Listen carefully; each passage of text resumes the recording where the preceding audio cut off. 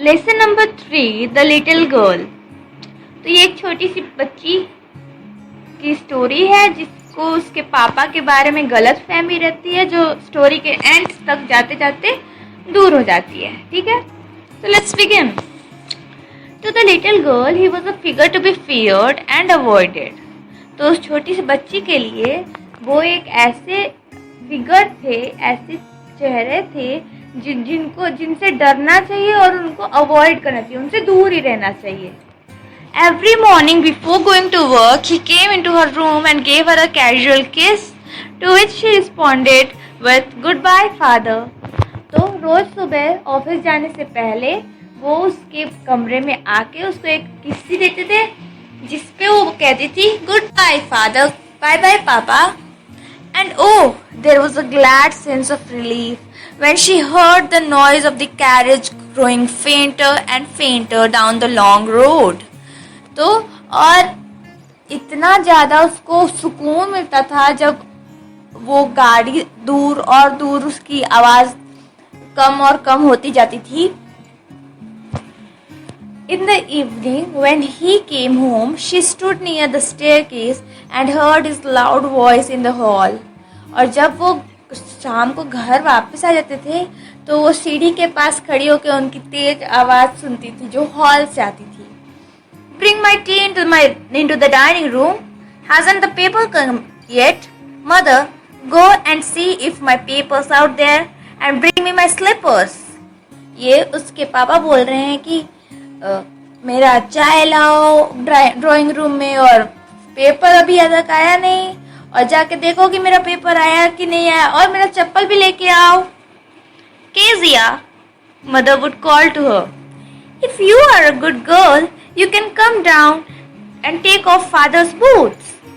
तो ये केजिया कौन है? ये लड़की का नाम है केजिया, और उसकी मम्मी इसको बुला रही है कि जल्दी से नीचे आके पापा के जूते उतार दो। Slowly the girl would slip down the stairs, more slowly still across the hall, and push open the drawing room door.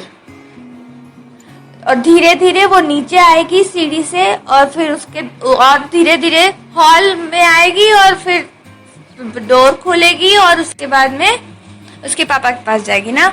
By the time he had his spectacles on and looked at her over them in a way that was terrifying to the little girl. और तब तक उसके पापा ने चश्मे पहन लिए होंगे और उसको ऐसे देखेंगे कि वो उनके आंखों से ही डर जाएगी। Well, Kezia, hurry up and pull off those boots and take them outside. Have you been a good girl today? तो उसके पापा उसको पूछेंगे कि चलो जल्दी जल्दी जूते उतारो और ये बताओ आज तुम अच्छी बच्ची की तरह रही हो। I don't know, father. तो केजिया बोलेगी मुझे पता नहीं पापा। You don't know? If you stutter like that, mother will have to take you to the doctor. अगर तुम ऐसे ही हकलाओगी और कहोगी कि मुझे पता नहीं, तो फिर तो तुमको तुम्हारी मम्मी के साथ डॉक्टर के पास भेजना पड़ेगा। She's never stuttered with other people, had quite given it up, but only with father, because then she was trying so hard to say the words properly. वो नॉर्मली ऐसे नहीं हकला रही थी, छोड़ दी थी हकलाना, ठीक है, लेकिन उसके पापा के सामने वो सही से बोलने की इतनी ज़्यादा कोशिश करती थी कि वो हकला देती थी। What's the matter? What are you going so stressed about, mother?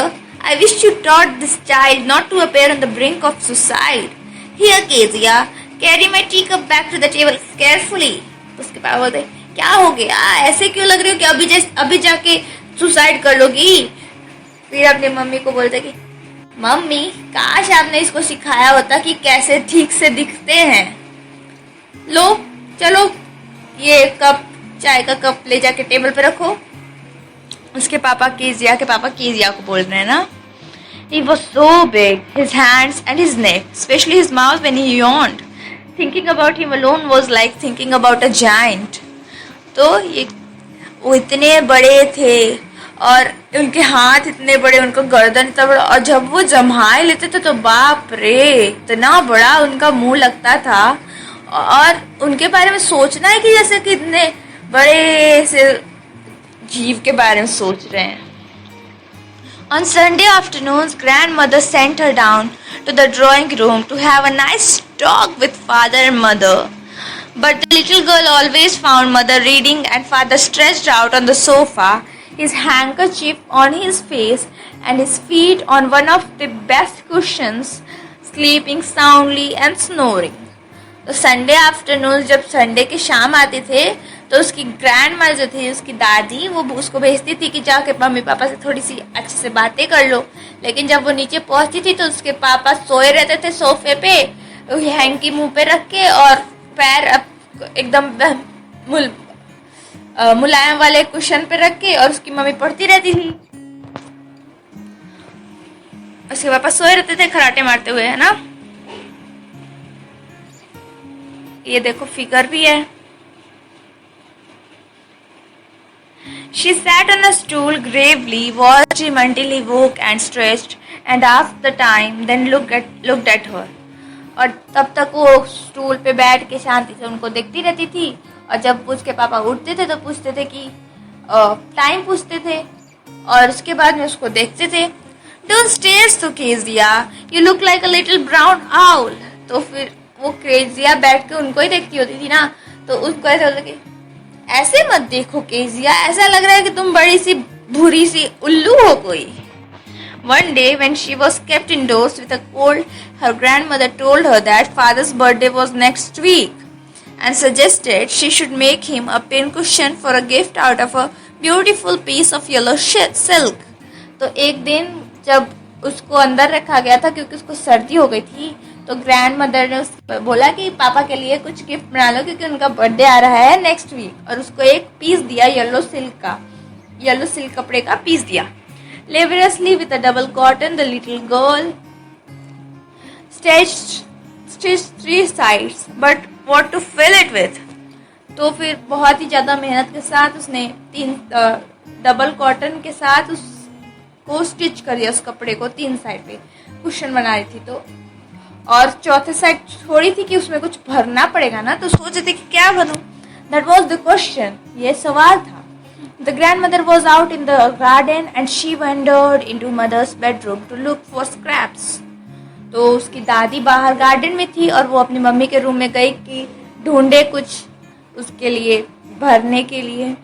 On the bed table she discovered a great many sheets of fine paper, gathered them up, tore them into tiny pieces and stuffed her case, then sewed up the 4th side. तो उसको table पे